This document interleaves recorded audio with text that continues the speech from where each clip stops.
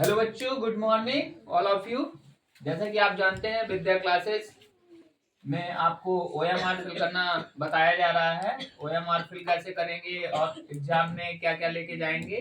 18 जनवरी 2025 को आपका exam CBSE conduct करा रहा है। चलिए देखिए, पहले थिंग्स है एडमिट कार्ड। सबसे पहले आपको एडमिट कार्ड ले जाना बहुत ज्यादा जरूरी है।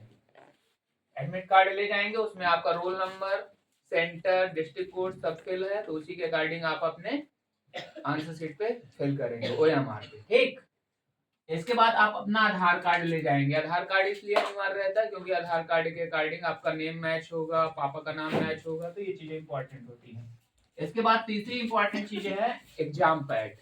एग्जाम पैड इसलिए ले जाना जरूरी है, जैसे मान लीजिए कोई सीट वहां पर अच्छी तरीके से नहीं लगी है, हिल डुल रही है, तो उसमें आपको थोड़ा सा असुविधा हो सकती है। लेकिन एग्जाम पैड जब आप अपने उस पर रख के सॉल्व करेंगे तो यहाँ वहां नहीं होगा। इसके बाद ब्लू और ब्लैक, या तो आप ब्लू पेन ले जाइए या तो ब्लैक। सिर्फ आपको एक ही कलर का पेन ले जाना है और पेन दो हों। वैसे जो ओएमआर स्कैनिंग होती है वो ब्लैक कलर में अच्छी तरीके से होती है, इसलिए ब्लैक कलर के लिए मैं ज्यादा आपके लिए इंपॉर्टेंट बोलूंगा। तो ये बॉल पेन होना चाहिए। ठीक, अब बात रही स्कूल यूनिफॉर्म ड्रेस पे जाना है नहीं जाना है। ये आपकी क्लीन एंड नीट कोई भी ड्रेस हो, वैसे स्कूल यूनिफॉर्म ड्रेस बेस्ट मानी गई है, तो स्कूल यूनिफॉर्म में जाना ज्यादा सही हम मानेंगे। ठीक, इसके बाद हम देखेंगे वॉच। वॉच वैसे सभी रूम में, क्लासरूम पे लगी रहती है, वहां टीचर से भी पूछ सकते हैं। फिर भी अगर आपको कोई प्रॉब्लम हो रही है, एक नॉर्मल वॉच आप लेके जा सकते हैं। इतनी बातें समझ में आ गई। चलिए अब देखते हैं हम लोग एग्जाम को कैसे फोड़ सकते हैं, मतलब कैसे जो हमने तैयारी किया है उस एग्जाम से हम अपनी स्ट्रेटजी कैसे सॉल्व करेंगे, क्वेश्चन कौन से सॉल्व करेंगे। सबसे पहले आपकी मेंटल एबिलिटी होनी है। 40 क्वेश्चन उसमें आना है। 40 क्वेश्चंस की मार्किंग की जाएगी 50 नंबर, मतलब 40 क्वेश्चन 50 नंबर के रहेंगे।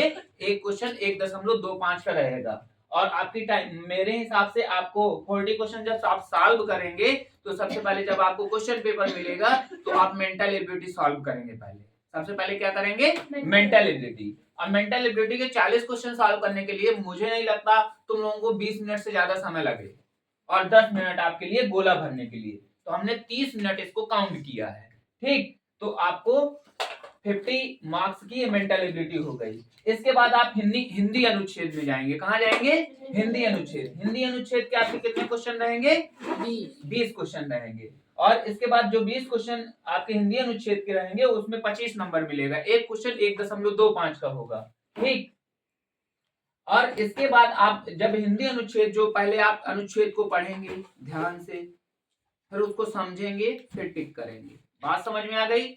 जल्दी नहीं करनी है, बहुत जल्दी करेंगे आया हुआ क्वेश्चन आपका गलत हो जाएगा। अच्छे अच्छे होशियार धरे का धरे रह जाते हैं, इसलिए जल्दी करें, जल्दबाजी नहीं। यहां पर मैंने लिखा है जल्दी करें, जल्दबाजी नहीं।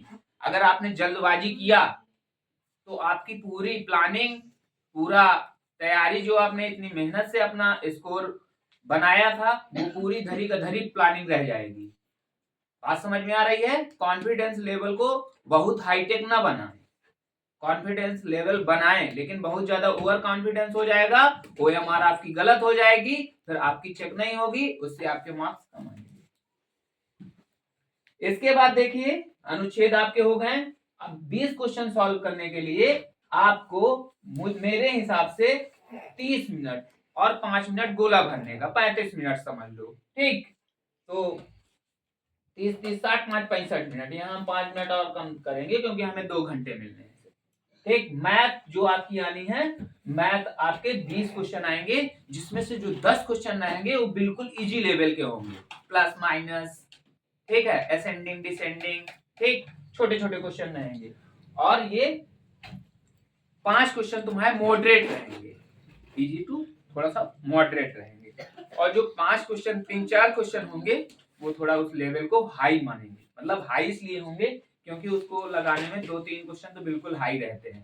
ठीक, तो इसकी कोई प्रॉब्लम नहीं है। पहले जो क्वेश्चन आए मैंने लिखा है, सबसे पहले सरल प्रश्न हल करें, तब पश्चात कठिन प्रश्नों को हल करें, क्रमांक जो भी हो।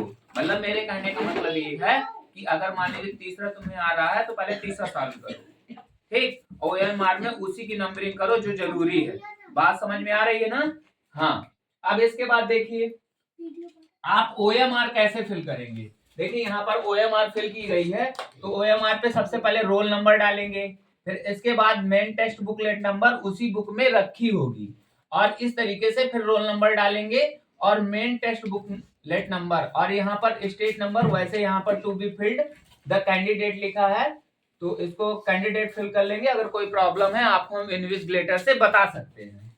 बात समझ में आई? वहां state code, district code, block code, centre, ये सब चीजें फिल करनी होंगी। वहां बबल्स को ब्लैक कलर से करना होता है, ठीक। और यहाँ पर आपको जैसे आप कर रहे हैं उसी तरीके से बबल्स ये आपको फिल करने होंगे, ठीक। और यहाँ पर आपको सिग्नेचर रनिंग हैंड्स में करने हैं, जो आपने जो आधार कार्ड उसमें दिए, आपका रजिस्ट्रेशन नंबर जब आपने ऑनलाइन किया था, जो साइन किया वैसे ही साइन आपको करना है। बात समझ में आ गई? और इसके पीछे पलटाएंगे तो आपको यहाँ एक इसी तरीके से यहाँ रोल नंबर डाल देना है।